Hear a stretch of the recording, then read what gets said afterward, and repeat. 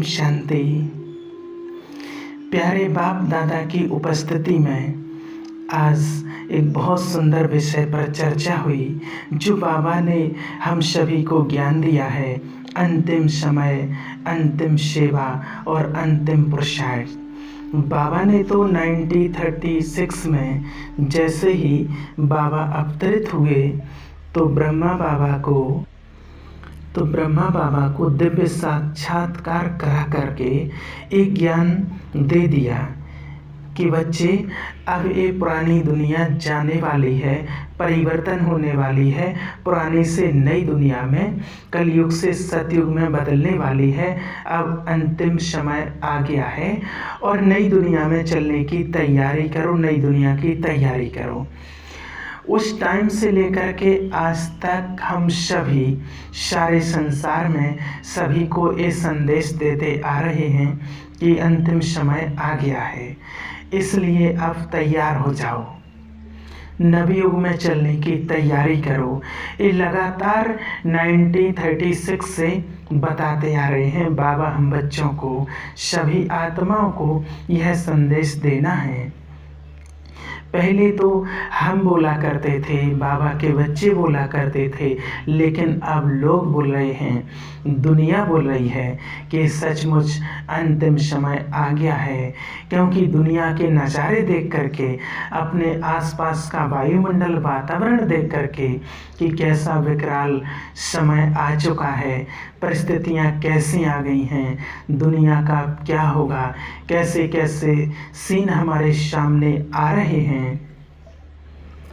Climatic change से जो relative research centre हैं, साइंटिस्ट हैं, अथॉरिटीज़ हैं, उनने कुछ समय पहले उन्होंने चर्चा की है कि आज जो विशाल चेंजिंग दुनिया में आ रही है, परिवर्तन आ रहा है, क्या इसकी जानकारी दुनिया को देना चाहिए, संसार को देना चाहिए कि दुनिया में क्या होने जा रहा है, विश्व को क्या होने जा रहा है।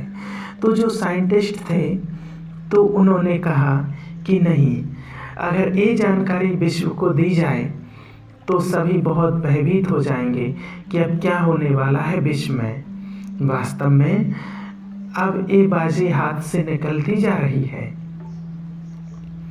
अब आप इसको समझ सकते हैं कि इतना विशाल परिवर्तन जो अकल्पनीय है, जो लोगों के ख्वाब ख्यालों में भी नहीं है, एक ऐसा भयंकर परिवर्तन दुनिया में होने वाला है, इस संसार का परिवर्तन होने वाला है।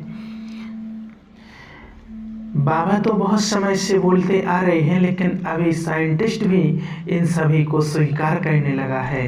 अब समय भी इशारा देने लगा है और विश्व युद्ध की चुनौतियां भी सामने हम सभी को दिखाई दे रही हैं। गृह युद्ध की ऐसी समस्याएं दिन प्रतिदिन बढ़ती जा रही हैं।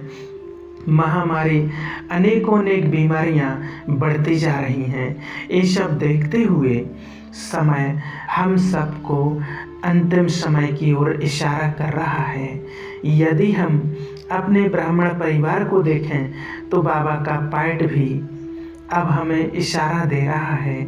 बाबा ने अपने पाठ को भी समेट लिया है। बाबा ने कहा भी है कि अभी तक मैं नीचे आया हूँ, अब आप सब बच्चे ऐसा प्रचार करो कि आप सबको आने का समय आ गया है।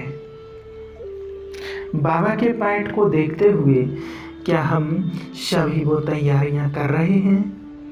आजकल दुनिया में क्या क्या बीमारियां बढ़ती जा रही हैं, इसलिए ये ना सोचें हम विश्व की जो गतिविधि हो रही है उसको एक साइड छोड़कर अगर हम अपने आप को चेक करें कि हमने क्या पुरुषार्थ किया है।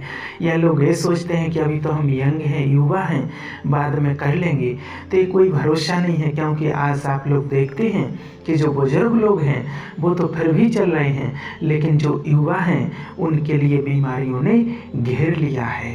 सबसे ज़्यादा बीमारियां उन्हीं को आ रही हैं। छोटे छोटे बच्चों को हार्ट ब्लॉकेज, हार्ट अटैक, अच्छे खासे चलते फिरते लोग बीमारियों से ग्रस्त हो रहे हैं। तो क्या ये गारंटी है कि कल हम रहेंगे या नहीं रहेंगे? कलयुग में काल का कोई समय नहीं है, किसके पास कब आ जाए कोई भरोसा नहीं है।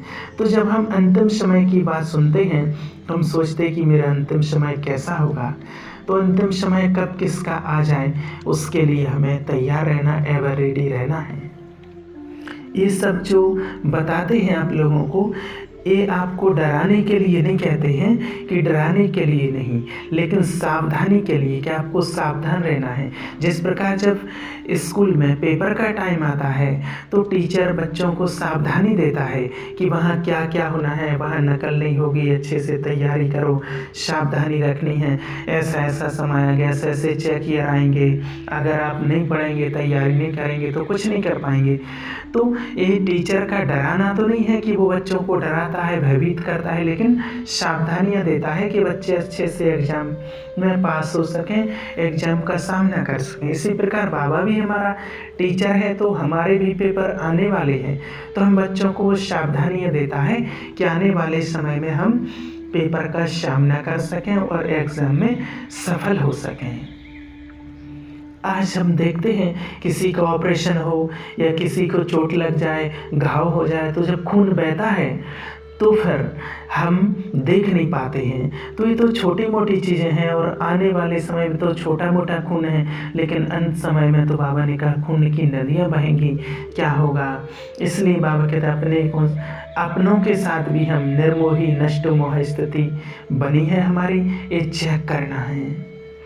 क्या लोग मुझे बंधन में बांधे हुए तो नहीं हैं? नहीं तो यही समस्या हमारे सामने आएगी।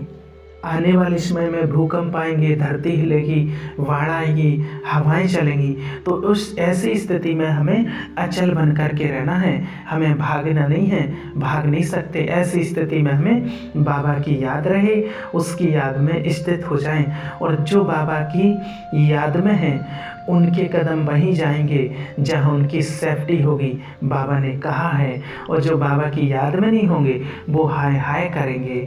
तो उस अंतिम समय की तैयारी के लिए हमें अपनी आत्मिक स्थिति को बढ़ाते जाना है। बाबा ने कहा अगर आप परमात्मा की याद में, बाबा की याद में रहोगे तो बाढ़ का पानी तुम्हारी ओर आते हुए भी लौट जाएगा या तुम्हारे चरण छू करके चला जाएगा। इसलिए हमें प्रकृति को भी रोज़ वाइब्रेशन देना है और उसको हमें सहयोग करना है, क्योंकि वो हमारी माँ है और उस टाइम पर वो हमारी मदद करेगी। कब करेगी? जब हम इस टाइम पर हम वाइब्रेशन देंगे, प्रकृति की सेवा करेंगे, तभी वो हमारी अंत समय में मदद करेगी। अंत समय में बाबा ने कहा है अचानक आत्माएं शरीर छोड़ेंगी। कितनी आत्माएं एक साथ शरीर छोड़ेंगी, कितनी आत्माएं भटकेंगी, तो वो आत्माएं कई शरीरों में प्रवेश करेंगी। तो बाबा कहता वो हमारे सामने मुक्ति के लिए आएंगी, तो हमें उनसे डरना नहीं है। जितनी हमारे अंदर पवित्रता की शक्ति होगी वो आत्माएं हमसे दूर रहेंगी, हमें कोई नुकसान नहीं पहुंचा पाएंगी, हमारे अंदर प्रवेश नहीं कर पाएंगी और हमसे उनको शांति और मुक्ति मिलेगी। अपने वाइब्रेशन से, पवित्रता की शक्ति से उन आत्माओं को मुक्ति देना है, क्योंकि हम मुक्तिदाता के बच्चे, मास्टर मुक्तिदाता हैं।